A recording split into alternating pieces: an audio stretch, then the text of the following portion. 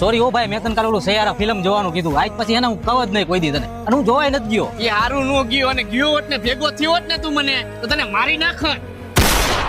હાલામ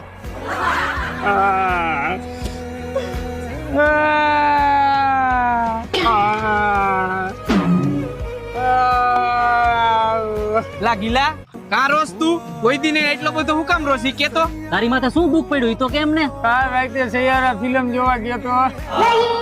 તો એમાં શું થઈ ગયું એટલે ભાઈ રોવું આવે પણ તો તારી એરે ક્યાં કોઈ છોકરી ચાલુ હે